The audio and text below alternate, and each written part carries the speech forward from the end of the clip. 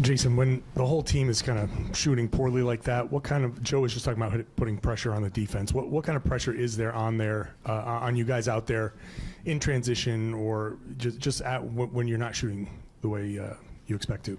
I mean, what kind of pressure is tough? When we feel like we was getting good looks and, we just didn't really shoot the ball well. Some of our possessions could have been better, but, it was just a tough night for us. And then, unfortunately, we kind of let our offense affect our defense, and they got a lot of leak outs and easy ones in transition. How would you explain the extreme difference from Miami to tonight, and how do you guys go about making sure that it doesn't linger and you just move on from tonight? Just have short-term memory. There's nothing we could do to change it, essentially. And, take it on the chin. We didn't play well. They deserved to win, and get ready for Monday.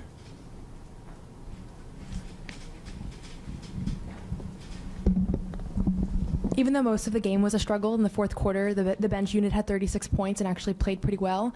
What did you see out of them, and how hard is it, do you think, for them to be able to come in engaged when you guys are losing versus most of the time when they're coming out and you guys are blowing teams out? Do you see a difference in kind of the way they approach those opportunities? Absolutely. Give those guys a lot of credit. They stay ready whenever their opportunity and number is called. And, even nights when the game is kind of, slipping away from us, they still came in and gave maximum effort. So, it was really good to see that. Jayson, Joe's talked a lot about attacking switching this year. You guys have made progress with that, especially after that Warriors loss. What were they doing defensively that kind of stalled some of the passing and ways you've attacked switching before? I mean, they got some really good defenders over there, so it's not as obvious on who to attack. But, I think the answer is just to continue to move and play with pace and, attack and, draw help and kick it to open guy.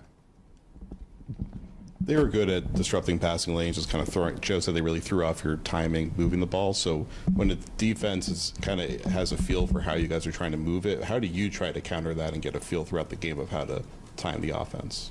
Yeah, I think we just can't be predictable. You have to be decisive, right? And try to manipulate, the defense. They have schemes. They're well coached. They got good players over there. So, you gotta throw counter punches at them and make adjustments throughout the game. Jayson, you had that moment. You got an ovation from the fans when they said on the jumbotron that you were named to the All-Star team. Can you talk about that moment and what that relationship with the Garden crowd feels like? That was great. Very special. Sure, a lot of the people in there voted for me to help make that happen. So, it's a cool moment that just kind of showed my appreciation that I was really grateful for that moment and, thankful for the fans.